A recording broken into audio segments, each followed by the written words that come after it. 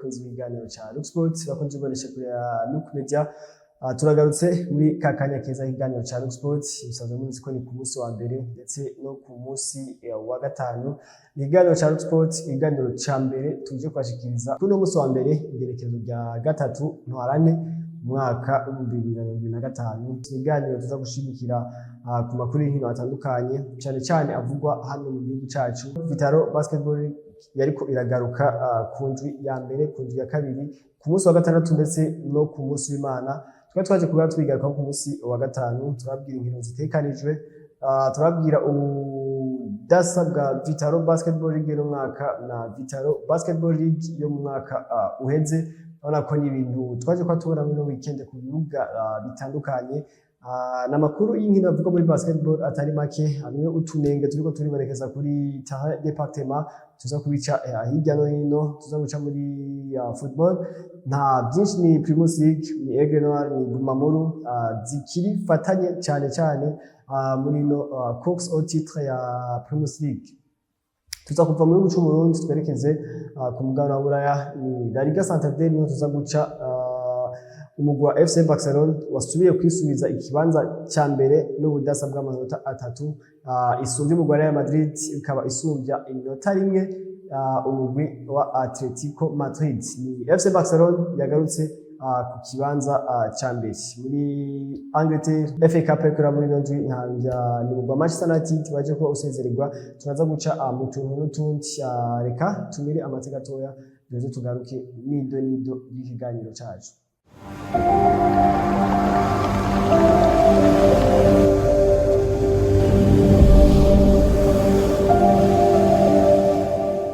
Twamaze kuba tugaruka ubwira kandi Vitaro Basketball League yariko iragaruka ya mbere ya VBF 2025.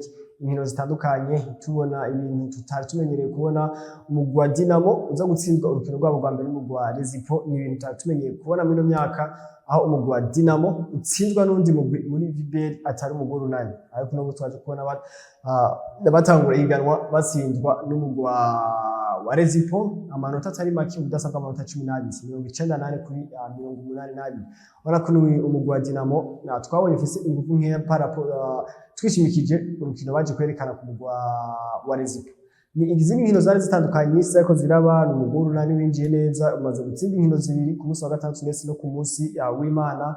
Umugwi wa Muzinga urabona ko ni ya migwi ine ije kwiyongera muri VBL, umwe muri je migwi ine nawe nyene umaze gutsinda inkino zishika kuri zibiri. Umugwi wa Muzinga urabona ko uhagaze neza, watangiye kuba utsinda umugwi wa Jimkana, utsinda n'umugwi wa Young Eagles. Young Eagles ni umwe mu migwi bavanye muri ya migwi ine ije kongera ko muri VBL kugira ngo dukwize imigwi 12.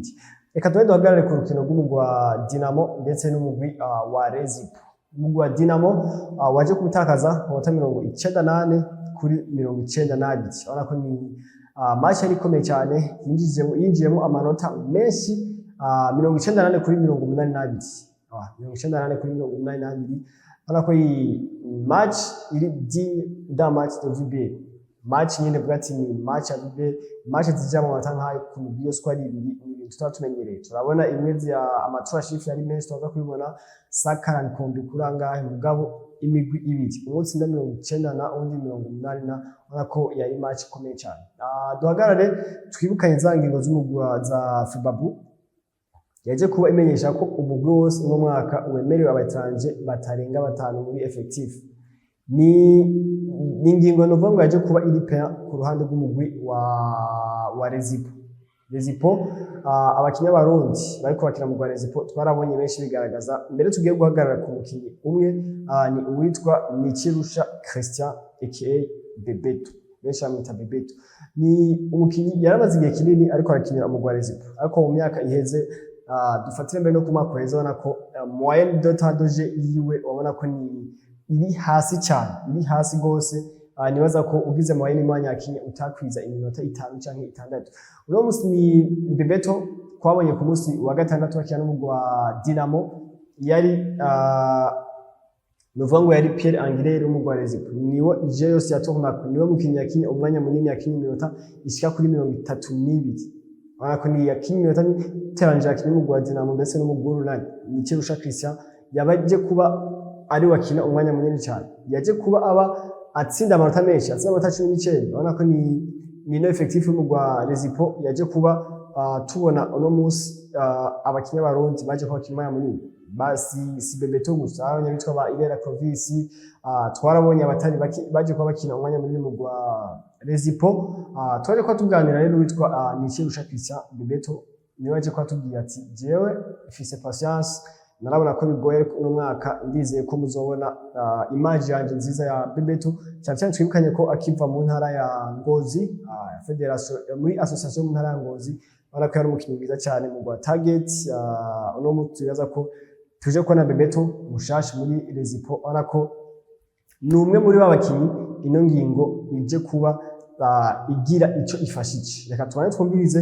ivyo yaje kuba tuganirira inyuma y'urukino bari baje gutsinda umugwi wa Dinamo yari yarutsinzemo amanota agera kuri 19 yose kuri saison heze twari twabonye aho byari byatunaniriye sikura rero ko ino saison twakiye duhindura twari twakoze twagerageje kuza twiteguye ko bishoboka kandi tubona ko bitanguye kugenda neza ni urubonye Bebeto ushatse kwandika kwa muri Vibe yakinye n'umaya muri Paragona ya Tadozi yarafise yakeze byavuye kuki bikishikira n'umaya yasewe ego nibaza ko byavuye kudacika intege no kukwigira aho umuntu aba yananiriwe kuko simisi yose umuntu agiye kuvuga bigenda neza hari imisi usanga ari myiza n'igihe imisi usanga ari mibi ariko imisi ibaye mibi umuntu agerageza kuyifata akayigira ko icyamunaniye akigira no ku bandi kugira ngo ashobore gutera imbere Bebeto tugiye kubona muri Rezipo no tugiye kubona no mwaka Bebeto ameze gute eske ni performance tuzobana yatubona mu match zikikira ego tugiye kwanza twitegura n'abandi equipe cyane cyane jeu d'ensemble kuko equipe itameze neza n'abakinnyi bashobora kuboneka nibaza ko dufise n'abandi bakinnyi beza nk'aba PDD n'abandi nk'aba Ereng nibaza ko dufise equipe nziza cyane no mwaka twizeye ko ise tuzogenda neza kurusha izari nziza uno mwaka wagize abakinnyi batari make Ereng Jonathan Antonio eske ni barazanye renfort par rapport abandi bakinnyi bari mu gisebe bakweze wabaragiye ego barazanye renfort kuko ikivyerekanye ni urugero rwa mbere tuje gukina na Dinamo biragaragara ko hari ikintu cengeye ko kandi urabona ko basanzwe bafite experience n'abakimenyereye iganwa ryo ngaha ko barakinye imyaka irenga 2 rero turizera neza ko abakinnyi bazodufasha bidasanzwe ibisubizo abakunzi b'Urwanda ko bitega ikintu mu Rwanda tubijeje ko ibintu bitameze nk'uko byahora bimeze mu myaka heze twara turi mu Rwanda cya gatanu aho tugiye ko tugiye kuduga ikibanza tukajya mu Rwanda ya ku ruhande rw'umugwi wa Dinamo twabonye umugwi wa Dinamo bavuga ngo uri faible par rapport au kwezi ni Dinamo yari tumenyereje iri kurakinisha aba étranger benshi twaje ko tubona ku rukino bari bakina muri Coupe de l'Unité pour la diversité bakana umugwi Urunani rubatsinda twavuga ngo byoroshe cyane twavuga ati reka turindire Vibe ngani yatangura umugwi wa Dinamo uzoba wikomeje ukundi bushashi ariko nibaza ko sije twaje ko tubona ku munsi wa gatandatu kuko twabonye umugwi wa Dinamo kuri gushika no munsi inguvu sikirenga nabo kiyamuke bana ko abakinnyi b'abatranje baje ko barafita umugwi wa Dinamo harimo Kevin Yemek hariho Etienne Tametong atashoboye kuba aboneka mu rukino rwo ku munsi wa gatandatu harimo Chuma Totonowe yaraje avuye muri equipe nationale y'umugwi wa Leopard mu gihugu ca Congo avuye mu gwa Show Sports no musi yaje kubagaruka mu gwa Dinamo Chuma Totonowe twabonye performance ziwe zari hasi gose cyane twaje kwa tunamwegera mbere naza ko umwanya uza kumwumviriza ivyo yaje kwatubwira ariko ni Chuma Totonowe performance ziwe ntizari hejuru twabonye Joe Gilbert atsinda amanota 8 witwa Nijimbere Beni mutoya wa Gilbert performance ziri hasi gose twabonye Richard kuri iyo bintu biri hasi gose ni abo kava kuri Brana twabonye ko performance ziwe ziri hejuru murakibaza mbega umugwi wa Dinamo no musi uziki mbega umugwi wa Dinamo waje gutsindwa n'umugwi wa Rezipo mbega umugwi wa Dinamo tubona uno musi umugwi wa Remesha ukomeye ukuri hano uzoshobora gutena tete imbere y'umugwi wa Remesha mbega tuzobona Dinamo iza kurangiza n'ikana cya kane nibaza ko ni ibintu byo kubana turaba ku munsi w'Imana baje gutsinda umugwi wa amanota menshi cyane 150 umugabo ntaco bivuze cyane bamaze ko batsinda n'umugwi wa Rezipo umugwi bariko baragwanira kino gikombe no bariko baragwanira top 4 ibibanza by'imbere muri top 4 nyaza ko ni Dinamo igifise byinshi byo kwa Justin kugira ngo tubone Dinamo urunani yahivarira twabona mu mwaka w'itsi kuko niba atari uko Dinamo twabonye nta nivo ifise yo kuza guhangana n'umugwi urunani nta nivo ifise mbere yo kuza guhangana n'umugwi wa Rezipo ndetse n'umugwi wa Remis. Reka twumvirize witwa Chuma Totonowe. Vous venez de perdre le premier match du championnat, le premier match de la VBL. Quel est le sentiment après ce match? On a fait un match difficile et on est en train de construire l'équipe parce que tout le monde sont nouveaux. Ils sont nouveaux dans l'équipe, donc on doit construire et avoir la cohésion. Et nous savons que ça va aller, c'est le premier match. Les joueurs sont en train de se construire, de se connaître, mais on croit prochainement pouvoir corriger ça. Oui, vous êtes revenu au sein de Dynamo après des derniers sans lesquels vous allez rester chez Sport. Qu'est-ce qui vous a motivé à retrouver chez Dynamo? Bon, après, chez nous, il y a la guerre. J'avais signé en chose pour une saison. La guerre a causé à ce qu'il n'y a pas de championnat jusque-là. Je suis venu.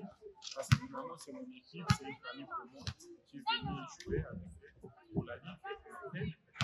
Je pourrais retourner à chose pour la France. Vous êtes revenu au sein de Dynamo après une expérience au sein de l'équipe nationale. Comment vous avez vécu ce moment au sein de l'équipe nationale congolaise? Bon, on a vécu des moments merveilleux avec l'équipe nationale. On a gagné 5 matchs sur 6. Après, nous sommes qualifiés pour la Pro Basket. Nous remercions l'Éternel après. On va continuer à se battre. Nous, on travaille ici et on va partir encore en Angola en août pour jouer. En revenant jouer pour Dynamo, tu penses pas que tu vas perdre ta place au sein de l'équipe nationale? Non. Il faut juste rester en forme et garder de bonnes prestations. Et là, on va rester. Après cette première défaite, à quoi les fans de Dynamo peuvent s'attendre pour la suite? Bon, nous espérons corriger la semaine prochaine et nous allons travailler sur ça, sur les défauts. Nous savons que Dynamo c'est une grande équipe au Burundi et on va améliorer. Nous savons que prochainement on va gagner les fans. Aujourd'hui, on peut dire que vous venez de signer une performance qui n'est pas à la hauteur de Chine à tout moment. Qu'est-ce qu'il y a à faire? Bon, on était en fatigue. Moi, je suis venu même hier soir. Après, c'est à la fin que j'ai déjà commencé à jouer parce que les pieds sont les jambes sont en train de me déranger. Je suis venu hier soir et j'ai joué un match. C'est juste la récupération et on va corriger. On peut s'attendre à un niveau élevé de choses à tout moment. Ouais, vraiment, ça c'est sûr. On va élever le niveau et se battre comme ça. Merci beaucoup. Bon, évidemment, les fans, nous les remercions encore pour cet encouragement qu'ils continuent à apporter pour nous. Toujours au terrain, toujours là pour nous soutenir dans les moments forts et dans les moments faibles. Nous croyons que prochainement, on va les faire du bien et on va gagner cette compétition.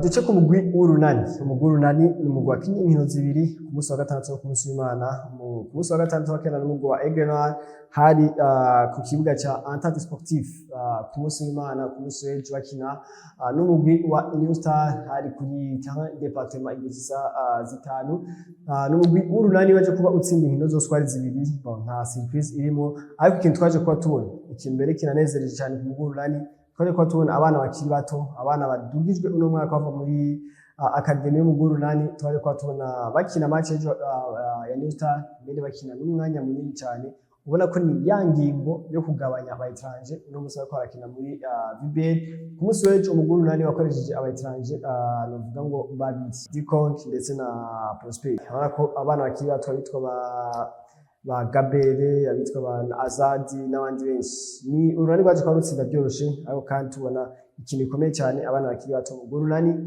kugira ngo bashobore kwandanya yategura akazoza kabo umugwi w'urunani ni twaje kwa twegera naho nyene urukino rwaje kuba rurangira ku munsi w'ejo twegera witwa Elvis Akizimana atazira gafisi asanzwe rumenyereza w'umugwi w'urunani avuga ati Dinamo nivyo yaratsinzwe ariko nitwo kwijajara ngo Dinamo yaratsinzwe umugwi w'urunani natwe no munsi ngo turorohewe muri VBL hariyo competitivity muri league arongera tubwira ati aba bana mwabonye no munsi bagiye kubandanya bariko barakina muri VBL uno mwaka si ibintu byo munsi gusa naho nyene tubanze twumvirize ibyo yaje kuba atuganira. Effectif imeze neza dufise abakinyi ba experience dufise abakinyi bakiri bato batuye muri division B baje kongereza ingufu amaraso mashasha rero nibaza ko dufise effective nziza n'abacu tumaze gukina baramaze kubyerekana imaci zibiri yaba abakuze yaba batoya bose reka icyo ashoboye tuba twizeye kuri batoya babiduhaye rero rwaye kujya ubundi kuri stage ubugazina batsinzwe bakurikira ari direct kuri runani kuba mwabonye mubona ko Roma akasezo cyo kuba yoroshe karakora nta sezo yoroshe erega kujya Dinamo yatsinzwe ko dushobora gutsindwa urumva byari ikintu niko nabivuga ni imirimo Burundi urane na Dinamo gusa iyi rivalite certes irahari mugabo umenga ni manka respect ku ma equipe yandi y'abarezi y'abaremesha donc il faut que twemere ko nabo bameze neza bafise igihe zikomeye bashobora gutsinda umuntu ari we wese rero c'est pas turaniye Dinamo gusa nimba Dinamo yaratsinzwe yatsinzwe n'umuntu ukomeye barezi ko tugomba mu gusanga na surprise ufite ngo ni surprise umenga ni ibintu bitari bishoboka mugabo bisibura ko yariteguye gusumba hama harabudukusa tumwe kujya bavuga ngo reba dona fera fera doroke baza yuko nibyo byabaye hama natwebwe tuma twitegura kugira ngo yaba muzinga yabaremesha y'abadinamo y'abarezibu baze gukira tumeze neza twiteguye kugira ngo dushobore kubatsinda tunavuga rero yuko ari shakunzo bayoroshe ahubwo urara ko ari shakunzo bigoye kugira ngo muranye n'imigwi yose yubatse amakipe yagize score y'ijana ejo ni menshi rero yazana yuko ntibizokora ingingo yo kureduza abayitangaje muri mu equipe make yo mu Burundi bon je nabona bivuga ijya ngingo ishobora kuba ari nziza cyangwa ikaba mbi bivanye n'ingene abakinnyi bandi baca babifatiraho niba waronse umwanya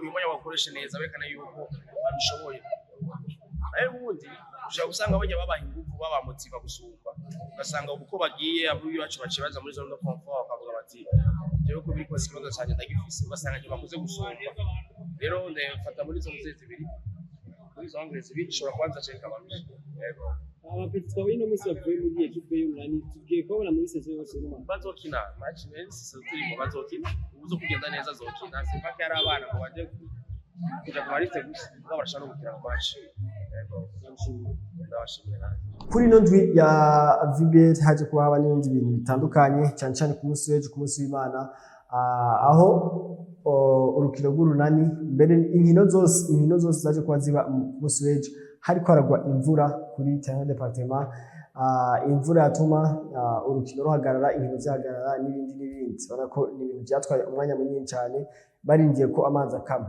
imvura ikagwa bakarindira ko abantu baza gukoropa kugira ngo urukino rushobore kubandanya byari bingana ko ni ibintu bisubiza inyuma ishusho ya basketball hano mu gihugu cy'u Burundi ubona ko abantu babiri nibo bariko barakoropa ikibuga cyose ni tuvuga ko ni shame kuri basketball y'u Burundi ubona ko si ibintu aba ari byiza cyane nibyo ikibuga kiragoye ariko neza ko n'imiburiburi basi urabona ko ni uburengeti bumwe bwonyine buriko burakoreshwa mu gukoropa ikibuga cyose byatwara umwanya munini cyane byatuma urukino ruhagarara umwanya munini ubwo imvura yaba yaheze uko banza gukoropa ikibuga neza ko ni ikintu Fibabu ikwiye kuba yiga ko ni ibintu bitaryoshe ibintu byatanga image nziza kuri basketball y'u Burundi tumenyereye turi mu gihe cyo gutuma basketball y'u Burundi iduga ku rundi rwego ikindi kintu cyaje kuba kiba ku munsi w'ejo hari umukino rwabaye ku munsi rwabaye igihe cy'isaha rwatanguye igihe cy'isaha 9 rwacerejwe n'imvura rwari gutangura saa 7 ariko rwaje gutangura saa 9 irenga ko mbere n'umwanya munini rwarukino rwa Jimkara ndetse n'umugwi wa Remesha aho mu gice cya kabiri urukino rwo mu kurangira mu ano nuvuga ngo ikiyo kiri kuri ano cyaje kuba kimeneka urukino ruhagarara mbere n'abakinnyi barakomereka urabona ko yari image itameze neza kuri basketball y'u Burundi urukino rwaje kuba ruhagarara ikiyo cyaramenetse urukino ruhagarara ubona ko nisho gitanga image itari nziza ko ni ibintu twavuga ko ni karite mbi cyane ni twavuga ko byagenze gute ni ikintu rero uno munsi nibaza ko ari abani muri basketball Burundi ari ibintu byo kuza Fibabu yaje takiri kare twari kwa tubona mu match zaherukiye bitagenda neza bimwe nibaza ko ibintu byo kuza barakosora bukebuke nizo nkino ni nayo makuru yako aravuga muri basketball muri Vitaro Basketball League retour ya Vital'o Basketball League, ariko muri rusange naza ko ni ibintu byo gushima uko byagenze kose. Ni Vital'o yagarutse, ni basketball twasubiye kubona kuri terrain département. Ni inkino zitandukanye uko zagiye ziraba zose ku munsi wa gatandatu. Ni urunani rwatsinze Aigle Noir amanota 126 kuri 46. Carne itsindwa na Remesha 107 kuri 58. Young Eagles 67, New Stars 88. Tigers 102, Lion Team 58. Gymkhana 61, Muzinga 72. Dinamo 82, Rezipo 98. Kuri journée ya kabiri ku munsi w'ejo, ku munsi w'Imana, ni Aigle Noir 45, Dinamo 146, Muzinga 82, Young Eagles 81. Ubona ko yari match ikomeye hagati y'imigwi ibiri iduze uno mwaka muri VBL. Ni Rezipo 127, Lion Team amanota 59. New Star 47, Urunani 71. Carne 66, Tigers 91. Bangutse duce muri Primus League. Aigle Noir yaje kuba itsinda umugwi wa Kansas United Makamba kuri Mpuza Peace Complex ibitsindo 5 kuri kimwe. Ibitsindo 5 kuri kimwe, hari ibitsindo bibiri byitwa Ineza Abdi, umwataka akomeye cyane kandi akiri muto ku ruhande rw'umugwi wa Aigle Noir. Nayo umugwi wa Bumamuru utsinda umugwi wa Academy Deira ibitsindo 1-0. Ubona ko ni lead ikibandanya hagati y'umugwi wa Aigle Noir ndetse n'umugwi wa Bumamuru. Aigle Noir iri imbere ku bitsindo isumvya umugwi wa Bumamuru. Ni inkino zabaye ku munsi wa gatandatu ndetse no ku munsi w'Imana. Mbere kuva ku munsi wa gatanu, umugwi wa Vital'o utsinda umugwi wa Amasipiri igitsindo 1-0. Moso Sugar itsindwa na Ngozi City ibitsindo 3-2. Umugwi wa Aigle Noir twavuze ibitsindo 5, Kansas United ibitsindo 1. Vision 26, Messager Ngozi. Vision 26 2, Messager Ngozi 3. Ubona ko ni Messager Ngozi yasubiye guhotruva chemin de victoire inyuma y'inkino zitari nke batariko barabona amanota 3. Ni Interstars 2, Boris Sport Dynamique 1, Flambeau du Centre ubusa Olympique Star 1. Ubona ko ni Olympique Star ibandanya guhagarika inumi bikomeye cyane cyane imbere inyuma yo guhagarika umugwi wa Aigle Noir mu kunsi n'isibo biri kuri kimwana ko ni Olympique Star yaje kwikura amanota 3 Gitega kuri stade Ingoma. Nayo umugwi wa Rukinzo utsindwa na Musongati ibitsindo 2-0, ibitsindo byijwe no witwa Tambre Gloire. Nayo makuru yako aravuga muri Primus League. Ni nayo makuru mbere yako aravuga mu cyacu Burundi. Dusubire tumire amateka toya twerekeze ku mugabane wa Buraya neza neza ni muri La Liga Santander.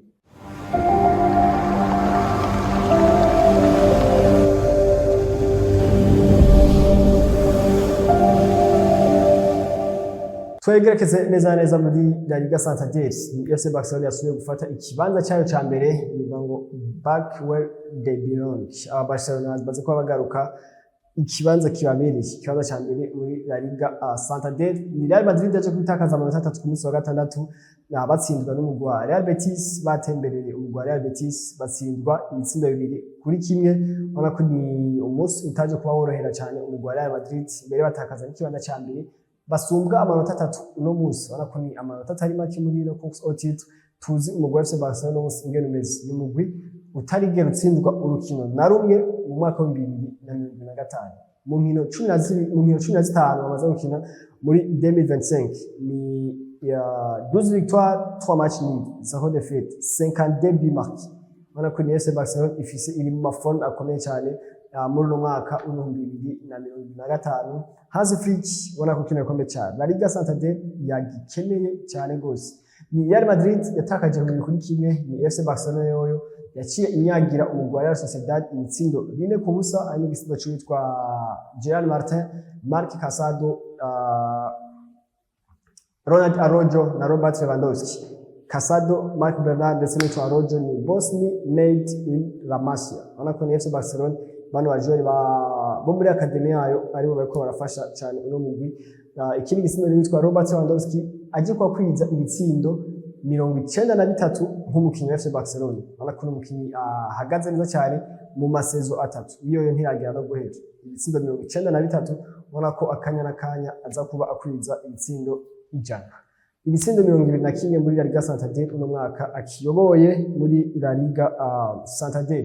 Ni ibindi bitsindo afise mu mwaka wa mbere wiwe yaje kuba atsinda ibitsindo 33, umwaka wa kabiri aja kuba atsinda ibitsindo 26, uno mwaka ageze ku bitsindo 34, toute competition confondue. Anako ni umukinyi ahagaze neza cyane naho imyaka yiwe ibandanye yegera imbere, anako ni umukinyi akirimo namwe. Atletico Madrid yaje kubitsinda umugwi wa Athletic Club igitsindo kimwe ku busa cyitwa Julian Alvarez. Ona kuva dufatiye ku ndwi ya 18 FC Barcelona yari mu kibanza cya gatatu n'amanota 35. Ikibanza cya kabiri cyari mu Atletico Madrid n'amanota 21. Real Madrid yari yambere n'amanota 43. Uno munsi ku ndwi ya 26 inyuma gusa y'inkino 8. Umugwi wa Barca uri imbere n'amanota 57. Atletico Madrid mu kibanza cya kabiri n'amanota 56. Real Madrid ikibanza cya gatatu n'amanota 58. Ariko ni remontada kuri FC Barcelona ikomeye cyane. Hasigaye kumenya ko nimba ibi bitsindo bagiye kuba ino forme barimo bagiye kuba bayimaintaina kugira ngo bashobore kugera mu mpera ya saison ari bo bakiri imbere bashobora gutahukana ino La Liga Santander. Mu tuguru tuko turavuga hirya no hino duhembwe mu cy'Ubwongereza ni mugwa Manchester United bamaze kuba bakugwa muri FA Cup batsinzwe n'umugwa Fulham United muri za penalty. Uno munsi bidakunze ko bagiye kubandanya muri UEFA muri murantunga muri Emirates FA Cup muri quarter finals. Umugwi wa Manchester United wamaze kuba ukungwamo uno munsi uri mu kanya cya kane muri English Premier League, wamaze kuba ukungwamo muri FA Cup cyangwa League Cup, wamaze kuba usezererwa muri course au titre muri Premier League. Uno munsi basigaye muri UEFA Europa League niwe kwarondera ubukiriro kugira ngo bashobore kugira saison atari blanche. Ni igitsindo Manchester United uno munsi warako ni yamaze kumenyesha ko abakinnyi babiri baze kuba barangiza saison batariko baraboneka, witwa Amad Diallo ndetse n'uwitwa Lisandro Martinez. Ni muri Manchester United nayo ariko arahavugwa duce muri Manchester City mu babanyi babo uwitwa Rodrigo Hernandez Cascante yamaze kuba atangura imyimenyerezo. Bikunda cyane ko tuzomubona asuye mu kibuga imbere yuko ino saison ya Premier League muri Manchester City iza kuba ishobora kurangira. Andi makuru ko avuga ni kwitwa Neymar Junior amaze kuba kina inkino zitandatu mu gwa Santos nk'umustart canke umukinnyi atangura mu kibuga, akaba atsinze ibitsindo 3, ni passe decisive 3. Ubona ko umwanya amaze gukina mu nkino kuva aje mu gwa Santos uruta umwanya wose yakinye ari mu mugwa Al Hilal muri Arabie Saoudite. Ubona ko Neymar Junior dushobora kubona neza mu gikombe cy'isi umwaka wa 2026 yamaze kuba ahamagagwa muri Seleção, equipe nationale ya Brazil, preselection kugira ngo ashobore gutegura trade international muri kwezi kwa gatatu. Ariko ni Neymar Junior ariko arasubira kuba wa Neymar Junior tuzi imbere, hatangiye kuvuga ko dushobora kumubona Neymar Junior agaruka muri FC Barcelona mu kwezi kwa gatandatu kuza, ariko nta makuru avyemeza araza kuba avugwa. Ni Sergio Ramos tumuce ko nawe yaje kuba atsinda igitsindo ciwe ca mbere nk'umukinyi mu gihugu ca Mexique mu mugwi wa mushasha, yamaze kuba atsinda igitsindo ciwe ca mbere ku nimero 93 mu mugongo. Igitambaro ca captain Sergio Ramos yamaze kuba yerekana izina ryiwe muri championnat yo mu gihugu ca Mexique. Turangirize novuga ngo mu mugwa duce mu Real Madrid gatoya aho avuga ko umukinyi Fede Valverde ashobora kutaboneka ku rukino bazokina ku munsi w'ejo n'umugwa Atletico Madrid muri Champions League. Naza ko ni Fede Valverde ashobora kutaboneka inyuma yo gusiba ku rukino